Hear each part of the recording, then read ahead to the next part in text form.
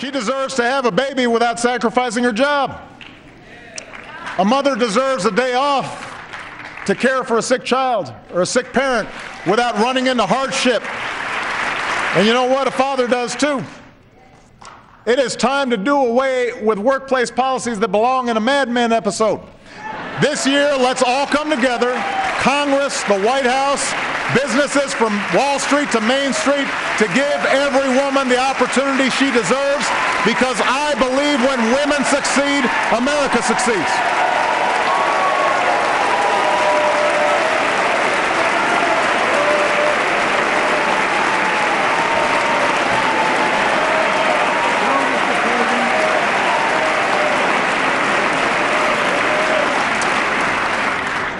Now, women hold a majority of lower wage jobs, but they're not the only ones stifled by stagnant wages.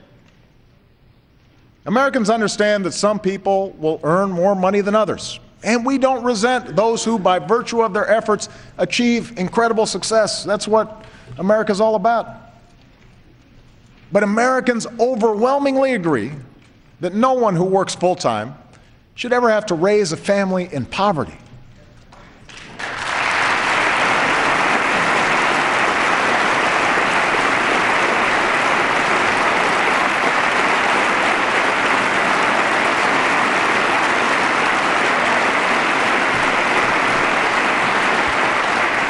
In the years since I asked this Congress to raise the minimum wage, 5 states have passed laws to raise theirs. Many businesses have done it on their own. Nick Shute is here today with his boss, John Serrano.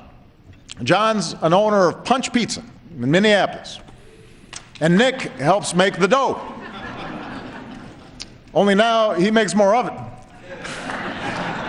John just gave his employees a raise to $10 an hour, and that's a decision that has eased their financial stress and boosted their morale. Tonight I ask more of America's business leaders to follow John's lead. Do what you can to raise your employees' wages.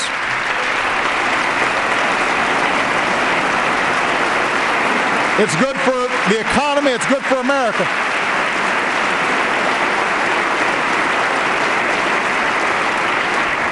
To every mayor, governor, state legislator in America, I say, you don't have to wait for Congress to act. Americans will support you if you take this on.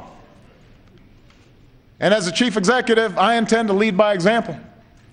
Profitable corporations like Costco see higher wages as the smart way to boost productivity and reduce turnover. We should too.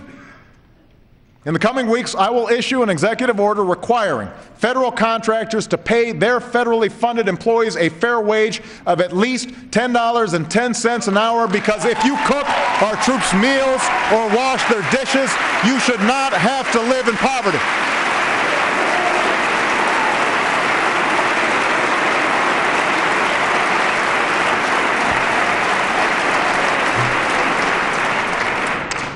Of course, to reach millions more, Congress does need to get on board. Today, the federal minimum wage is worth about 20% less than it was when Ronald Reagan first stood here. And Tom Harkin and George Miller have a bill to fix that by lifting the minimum wage to $10.10. It's easy to remember, 10-10. This will help families. It'll give businesses customers with more money to spend. It does not involve any new bureaucratic program. So join the rest of the country. Say yes. Give America a raise. Give them a raise.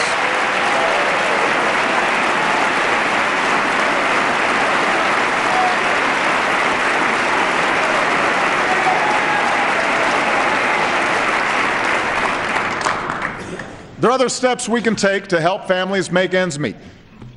And few are more effective at reducing inequality and helping families pull themselves up through hard work than the Earned Income Tax Credit.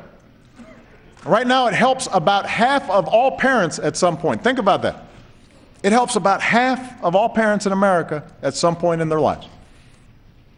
But I agree with Republicans like Senator Rubio that it doesn't do enough for single workers who don't have kids. So let's work together to strengthen the credit. reward work, help more Americans get ahead. Let's do more to help Americans save for retirement. Today, most workers don't have a pension. A Social Security check often isn't enough on its own. And while the stock market has doubled over the last 5 years, that doesn't help folks who don't have 401ks. That's why tomorrow I will direct the Treasury to create a new way for working Americans to start their own retirement savings. MyRA. It's a new savings bond that encourages folks to build a nest egg.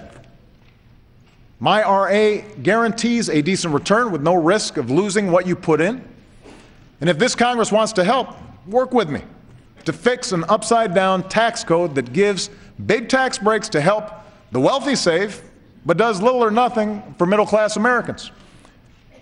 Offer every American access to an automatic IRA on the job so they can save at work just like everybody in this chamber can. And since the most important investment many families make is their home, send me legislation that protects taxpayers from footing the bill for a housing crisis ever again and keeps the dream of home ownership alive for future generations.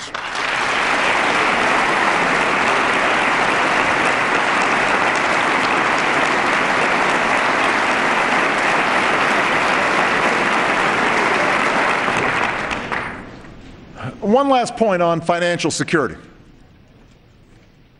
For decades, few things exposed hardworking families to economic hardship more than a broken health care system.